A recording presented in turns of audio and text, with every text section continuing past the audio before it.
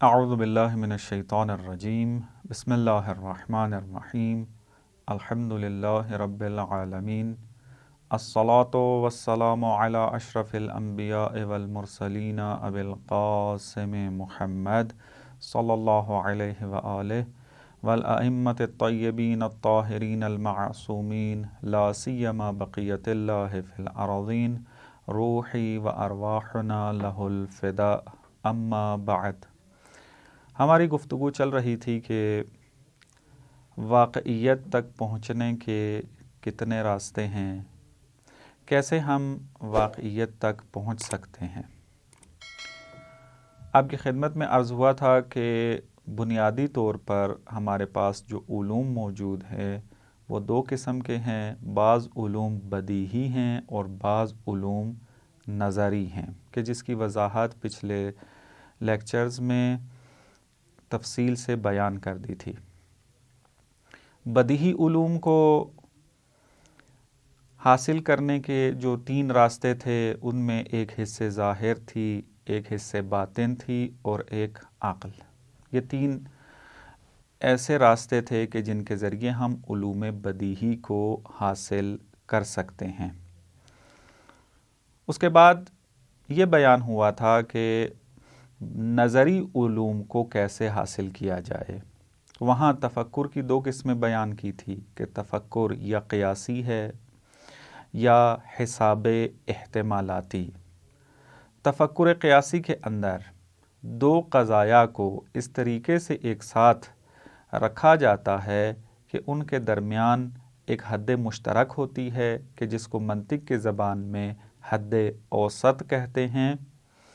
اس کے ذریعے 2 قضایا کو آپس میں ایک خاص طریقے سے ملایا جاتا ہے اور ایک جدید نتیجے تک پہنچتے ہیں، کہ اس کی بھی تفصیل گزر چکی ہے۔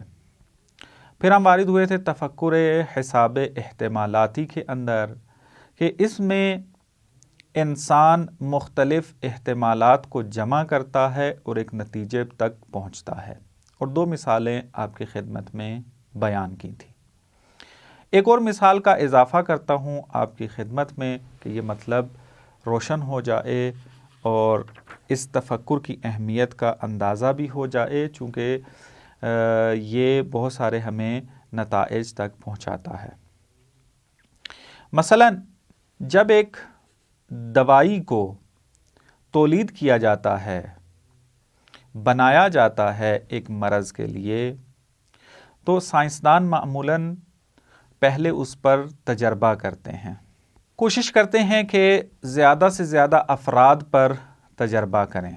مثلاً اگر سائنسدان پاکستانی ہو اور وہ ایک دوائی کو تولید کرنا چاہتا ہے، تو وہ کوشش کرتا ہے کہ پہلے تجربہ کرے۔ مختلف انسانوں پر تجربہ ہوتا ہے۔ مثلاً اگر کسی انسان کے سر میں درد ہو رہا ہے تو اس کے لیے ڈاکٹر جو دوائی تولید کرتا ہے، مثلاً ڈسپرین کی، وہ تجربہ کرتا ہے اس کے اوپر۔ جب انسان ڈسپرین کی گولی کھاتا ہے تو اس کا سر کا درد ٹھیک ہو جاتا ہے۔ یہاں سے اب ایک احتمال یہ پیدا ہو گیا کہ یہ گولی سر درد کے ٹھیک ہونے میں مؤثر ہے، لیکن ابھی چونکہ ایک تجربہ ہوا ہے، یہ بھی احتمال باقی ہے کہ ممکن ہے کہ اس انسان نے اس زمانے کے اندر کہ جب یہ گولی ڈسپرین کی اس نے کھائی ہے، اس وقت کوئی اور چیز کھائی ہو کہ جس نے تاثیر کی ہو اس کے اوپر، یہ ڈسپرین اس کا سبب نہ بنی ہو، تو وہ دوسرے انسان کو گولی دیتا ہے جس کے سر میں درد ہو رہا ہے۔ جب وہ گولی کھاتا ہے تو اس کا سر کا درد بھی ٹھیک ہو جاتا ہے۔ تو یہاں سے مزید انسان کے اندر اطمینان پیدا ہو جاتا ہے کہ یہ گولی سر درد کے لیے مؤثر ہے۔ جب جیسے جیسے تعداد بڑھتی جاتی ہے تجربے کی، تو اس وقت انسان کا اطمینان بھی بڑھتا جاتا ہے۔ اگر یہ تجربہ چند افراد سے بڑھ کر بہت سارے افراد تک پہنچ جائے، اس میں اطمینان کی حالت مزید بہتر ہو جائے گی۔ جب یہ ایک علاقے سے دوسرے علاقے تک پہنچ جائے اور وہاں پر یہ تأثیر کر رہی ہو تو اطمینان کا درجہ مزید بڑھ جاتا ہے۔ جب ایک ملک سے دوسرے ملک کی طرف لے جا کر تجربہ کیا جاتا ہے اور وہاں پر بھی یہ تأثیر دیتی ہے اور وہاں بھی سر درد ٹھیک ہو جاتا ہے لوگوں کا، تو اس وقت بھی انسان کے اندر جو اطمینان کی حالت ہے وہ بڑھ جاتی ہے۔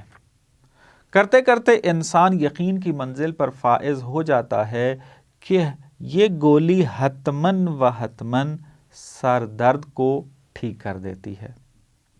اب یہاں آپ دیکھیں کہ ایک سائنسدان جب ایک یقین تک پہنچا کہ یہ گولی انسان کے سر درد کے لیے مؤثر ہے اور ٹھیک کر دیتی ہے اس کو، تو کس کے ذریعے پہنچا ہے؟ احتمالات کے ذریعے۔ مختلف احتمالوں کو جمع کیا گیا اور اس کا نتیجہ یہ نکلا کہ انسان ایک یقین تک پہنچ گیا۔ اگر ایک ایک احتمال کو دیکھا جائے تو انسان کبھی بھی اطمینان یا یقین حاصل نہیں کر سکتا۔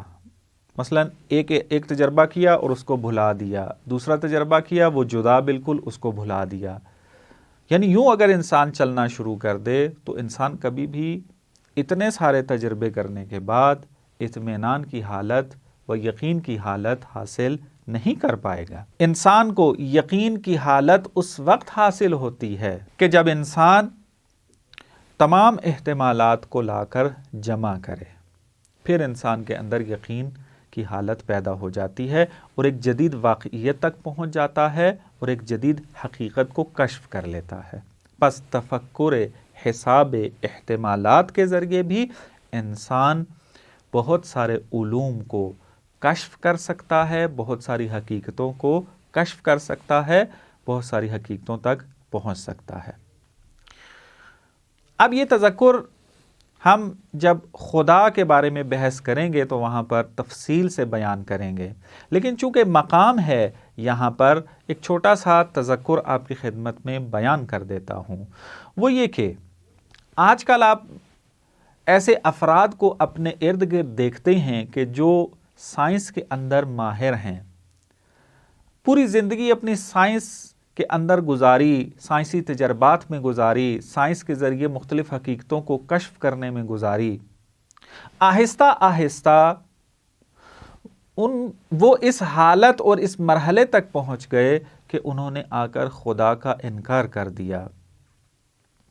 حالانکہ اگر ہم اس کائنات کو دیکھیں، اس کائنات کے اوپر جو قوانین حاکم ہیں ان کو اگر دیکھیں، اس کائنات پر جو نظم موجود ہے، حاکم ہے، اس کو اگر دیکھیں، اس کائنات میں موجود اسرار کو جب ہم دیکھتے ہیں تو اس وقت انسان کے اندر اطمینان پیدا ہوتا ہے، یقین پیدا ہو جاتا ہے کہ اس کا بنانے والا کوئی ہے۔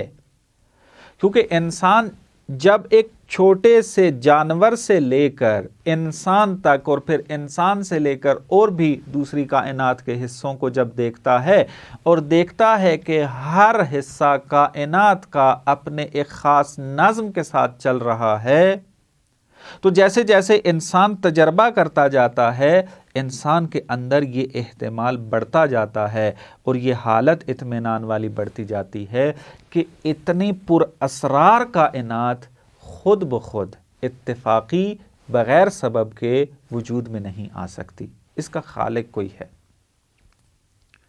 اور حساب احتمالات کے ذریعے ہم آسانی کے ساتھ وجود خدا کو ثابت کر سکتے ہیں کہ انشاءاللہ جب ہماری توحید اور خدا کی بحث شروع ہوگی تو وہاں پر ہم اس کو تفصیل سے بیان کریں گے۔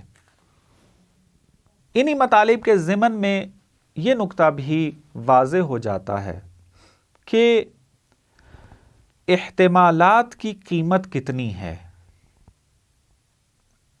کس قسم کے احتمال کو اگر ہم دیکھیں اور رکھتے ہوں تو اس پر اعتنا کرنی چاہیے، اس کو قدر و قیمت ملنی چاہیے، اس کے مطابق انسان یقین حاصل کرے، اطمینان حاصل کرے؟ کیسے؟ تو اس کا جواب یہ ہے کہ یہ وابستگی رکھتا ہے انسان کے ان موارد کے ساتھ کہ جہاں پر انسان نے تجربے کیے ہیں۔ مثلا اگر انسان دوسرے ایک شخص کو جب دیکھتا ہے، اس کا رنگ بدلا ہوا ہوتا ہے، اس کا رنگ پیلا ہوتا ہے، اس کی بدن کی کیفیت کو جب دیکھتا ہے تو یہ حدس لگاتا ہے، یہ احتمال دیتا ہے کہ یہ انسان مریض ہے۔ لیکن اب اس ایک احتمال سے کہ چونکہ اس کا بدن بدلا ہوا ہے، چونکہ اس کی کیفیت تبدیل ہے، چونکہ اس کا چہرہ پیلا پڑ گیا ہے، پس یہ مریض ہے، اس کے ذریعے انسان یقین تک نہیں پہنچتا۔ ہاں، احتمال دے سکتا ہے، اور احتمال کی صورت میں پوچھ بھی لیتا ہے کہ آیا آج تم مریض تو نہیں ہو؟ مجھے یوں لگ رہا ہے کہ تم مریض ہو، لیکن یقین نہیں ہوتا، کیونکہ ممکن ہے کوئی اور چیز سبب بنی ہو، مرض سبب نہ ہو کہ اس کی جو یہ کیفیت بنی ہوئی ہے۔ بس بعض احتمالات ایسے ہیں کہ جن کے ذریعے ہم یقین تک نہیں پہنچ سکتے، لیکن بعض احتمالات ایسے ہیں کہ جن کو دیکھتے ہی انسان یقین کی منزل تک پہنچ جاتا ہے۔ جیسا کہ مثال دی تھی آپ کی خدمت میں، آپ ایک گھر میں وارد ہوتے ہیں، یا مثلا آپ اپنے ہی گھر میں لیپ ٹاپ کو چھوڑ کر گئے تھے، ورڈ کی فائل کھلی ہوئی تھی اور بالکل صاف تھی، 2-3 گھنٹے کے لیے گھر سے باہر گئے، جب واپس آتے ہیں تو دیکھتے ہیں کہ ایک پوری کتاب پورے نظم کے ساتھ اور انتہائی عمیق مطالب کے ساتھ ٹائپ شدہ پڑی ہوئی ہے۔ اب آپ جیسے ہی اس حادثے کو دیکھتے ہیں تو فوراً یہ یقین کر لیتے ہیں حتماً کوئی عالم انسان آیا تھا کہ جس نے اس کو لکھ دیا ہے۔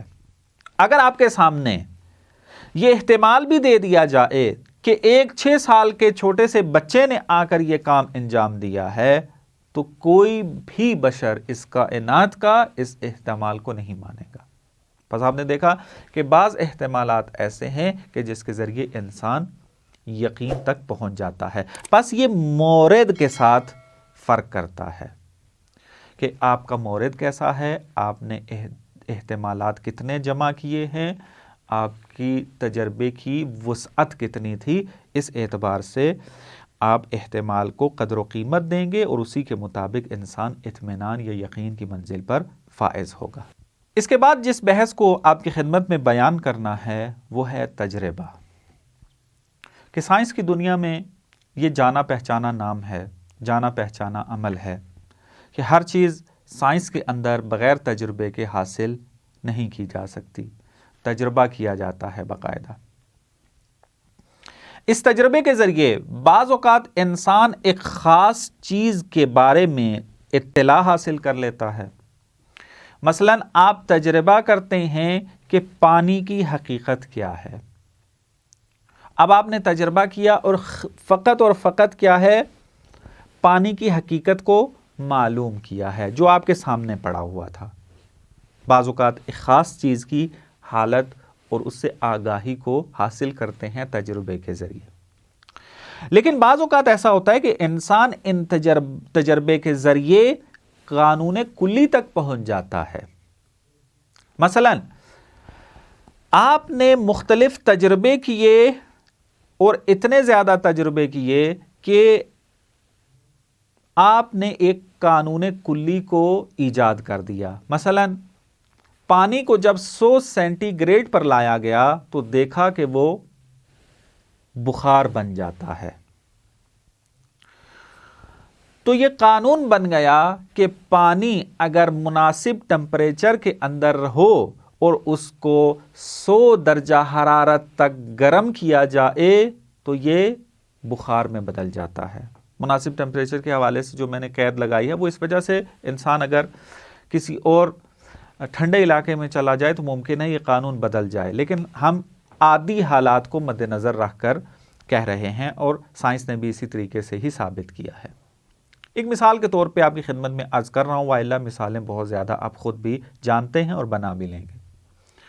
بس آپ نے دیکھا کہ آپ نے جب مختلف تجربے کیے، تجربے کرنے کا نتیجہ یہ نکلا کہ آپ ایک قانون کلی تک پہنچ گئے. آپ نے قانون دے دیا ایک کہ پانی جب 100 سینٹی گریڈ کے اوپر گرم ہوتا ہے، 100 درجہ حرارت پر جب پہنچتا ہے تو اس وقت یہ بخار میں تبدیل ہو جاتا ہے. تجربہ کہتے کسے ہیں؟ تجربے کی تعریف کیا ہے؟ انتہائی اہمیت کی حامل ہے تعریف، کیونکہ اگر تجربے کی تعریف پر دقت رہی تو جب ہم خدا کے مسئلے میں وارد ہوں گے تو ہم انہی تعریفوں کو مد نظر رکھ کر ان افراد کو جواب دیں گے کہ جو انہی تجربے کی بنیاد پر خدا کا انکار کرتے ہیں. تجربہ کسے کہتے ہیں؟ تجربے میں مشاہدہ ہوتا ہے. مشاہدہ یعنی حس کے ذریعے دیکھنا، اور اس کے اندر مقرر طور پر ٹیسٹ ہوتا ہے، آزمائش ہوتی ہے. مقرر یعنی بار بار. مثلا آپ ایک دفعہ اگر پانی کو ابالیں، گرم کریں، 100 درجہ سینٹی گریڈ پر جب وہ آتا ہے، 100 درجہ حرارت پر جب پہنچتا ہے تو وہ بخار بنتا ہے، تو یہ قانون نہیں بنے گا. ایک دفعہ، 2 دفعہ، 3 دفعہ کریں گے قانون نہیں بنے گا. بار بار اس کو تجربہ کریں گے، بار بار ٹیسٹ کریں گے، بار بار آزمائش کریں گے، تکرار کریں گے. اس عمل کو جتنا زیادہ تکرار کریں گے اتنا ہی آپ یقین کی منزل پر فائز ہوں گے اور ایک قانون کی شکل بنے گی. آپ پھر کلی قانون کے طور پر یہ بیان کریں گے. جس طریقے سے ڈسپرین کی مثال بھی آپ کو دی ہے، ڈسپرین کے بارے میں اب ایک قانون ہے کہ اگر کسی کے سر میں درد ہے تو وہ ڈسپرین کی گولی کھائے، سر کا درد ٹھیک ہو جائے گا. یہ نتیجہ کہاں سے لیا ہے؟ یہ نتیجہ ہم نے تجربے سے لیا تھا. لیکن کب لیا؟ یہ قانون کب بنا؟ کہ جب مقرر طور پر ٹیسٹ کیا گیا، آزمائش کی گئی، یعنی تکرار کیا گیا اس عمل کو مختلف موارد میں، تب یہ چیز سامنے آئی. پس تجربے کے اندر مشاہدہ ہے اور تکرار ہے، یعنی اس تجربے کا، اس عمل کا کہ جو انجام دیا جاتا ہے. پھر جب انسان کو متعدد بار تکرار کرنے کے بعد، عمل کو انجام دینے کے بعد مختلف اطلاعات جب حاصل ہوتی ہیں، ان کو جب ایک ساتھ رکھتا ہے تو ایک قاعدہ کلی بنا لیتا ہے. ڈسپرین کی گولی پاکستانیوں پر ٹیسٹ کی تو دیکھا سر کا درد ٹھیک ہو گیا. اگر باقی ممالک کے افراد پر ٹیسٹ کیا گیا، دیکھا کہ نتیجہ دیا اس نے، تو قانون کلی بن گیا. بس یہ ہے تجربے کی تعریف. اس کے علاوہ بھی تجربے کی بہت ساری ہم مثالیں دے سکتے ہیں. مثلا آپ اگر کوئی بھاری چیز کو دیکھیں، اس وقت آپ کو علم ہے کہ اگر یہ بھاری چیز میرے ہاتھ سے گر گئی، ہاتھ سے چھوٹ گئی تو نیچے گر جائے گی. یہ والا علم آپ کو کہاں سے حاصل ہوا؟ تجربے سے حاصل ہوا. کہ جب آپ بچے تھے، تازہ متولد ہوئے تھے، تھوڑا بہت شعور جب آنے لگا تو اس وقت یہ علم نہیں تھا. لیکن آہستہ آہستہ جب یہ بچہ دیکھتا ہے کہ بھاری چیز جب بھی ہاتھ سے چھوٹتی ہے وہ نیچے گرتی ہے، یہ قانون بن گیا اب اس کے ذہن کے اندر. اور اب وہ کسی بھی چیز کو کہ جس کے اوپر اس نے تجربہ نہیں بھی کیا ہوتا تو اس کے بارے میں کہہ دیتا ہے کہ اس کو ہاتھ سے نہیں چھوڑنا والا یہ زمین پر گر جائے گی. تو یہ بھی چیز، یہ علم جو ہے وہ انسان کو تجربے کے ذریعے حاصل ہوتا ہے. جب انسان جلے ہوئے کھانے کی بو کو سونگھتا ہے تو اس وقت انسان فوراً متوجہ ہو جاتا ہے کہ کہیں پر غذا جل رہی ہے، خوراک جل رہی ہے، کھانا جل رہا ہے. یہ بھی انسان تجربے سے حاصل کرتا ہے. وائلا اگر ایک چھوٹے سے بچے کو یہ بو سونگھائی جائے تو وہ کبھی بھی اس نتیجے پر نہیں پہنچے گا کہ کھانا جل رہا ہے یعنی پہلے ہی مورد میں. لیکن جب یہ تجربہ تکرار ہوتا ہے تو یہ بچہ بھی ایک قانون تک پہنچ جاتا ہے کہ اس قسم کی بو اگر کہیں بھی سونگھنے کو ملی تو وہ کیا ہے؟ کھانا جلنے کی نشانی ہے. تو یہ بھی ایک علم تجربے کے ذریعے حاصل ہوا ہے. تو ان تمام مطالب کی روشنی میں جو چیز ہمارے سامنے آئی ہے وہ یہ آئی کہ تجربے میں 2 چیزیں بہت اہمیت کی حامل ہیں. اگر یہ دو چیزیں پائی جائیں تو اس وقت تجربے کی قدر و قیمت بڑھے گی، وَإِلَّا تجربہ اپنی قدر و قیمت کو کھو دے گا۔ پہلی بات یہ ہے کہ تجربے کے موارد متعدد ہونے چاہیے۔ اگر انسان ایک فرد کے اوپر تجربہ کرے گا تو اس تجربے سے انسان کسی بھی علم تک نہیں پہنچ سکتا، 2 پر 3 پر 4 پر، یعنی یہ تعدد جب تک نہیں آئے گا اس وقت تک تجربے کی قدر و قیمت نہیں بڑھتی۔ جس طریقے سے ہم نے ڈسپرین کے اندر دیکھا ہے کہ اگر ایک فرد کھائے تو انسان جلدی کسی علم تک نہیں پہنچتا، قانون تک نہیں پہنچتا، دوسرے پر کی، تیسرے پر کی، انسان علم و قانون تک نہیں پہنچتا، لیکن جیسے ہی ہزاروں کی تعداد میں یہ تجربہ ہونا شروع ہو جاتا ہے تو اس وقت انسان کو اطمینان حاصل ہونا شروع ہو جاتا ہے۔ پس ایک عامل جو ہے تجربے میں موارد کا متعدد ہونا، دوسرا عامل جو ہے وہ یہ کہ تجربے کے موارد متنوع ہونے چاہیے، یعنی مختلف ہونے چاہیے، اس وقت اس کی قدر و قیمت مزید بڑھ جاتی ہے۔ مثلا اگر آپ نے فقط پاکستانی افراد کے اوپر ڈسپرین کا تجربہ کیا ہو تو آپ یہ قانون تو بنا سکتے ہیں کہ پاکستان کی فضا میں رہنے والے افراد کے لیے ڈسپرین کی گولی کارآمد ہے، مؤثر ہے، لیکن آیا یہ باقی ممالک کے لیے کارآمد ہے یا نہیں، انسان کو اطمینان نہیں ہوتا، انسان یقین کے ساتھ نہیں کہہ سکتا۔ لیکن جب یہ دوسرے ممالک کے اندر بھی تجربہ ہونا شروع ہو جائے اور وہاں پر مؤثر واقع ہو تو انسان اطمینان سے کہہ سکتا ہے کہ انسان کوئی بھی ہو، کسی بھی فضا سے تعلق رکھے، کسی بھی ملک سے تعلق رکھے، کسی بھی آب و ہوا سے تعلق رکھے، ڈسپرین کی گولی اس پر اثر کرے گی اور اس کا سر کا درد ٹھیک ہو جائے گا۔ تو یہ تجربہ اس طریقے سے انسان کو ایک نئے علم تک پہنچا دیتا ہے، اور جس میں یہ 2 امر پائے جاتے ہوں، جس تجربے میں، وہ تجربہ قدر و قیمت رکھتا ہے، اس تجربے کو ہم معتبر مانیں گے، اور اس تجربے کے نتیجے میں جو علم حاصل ہوا ہے اس علم کی قیمت کے ہم قائل ہوں گے۔ والسلام علیکم ورحمۃ اللہ وبرکاتہ۔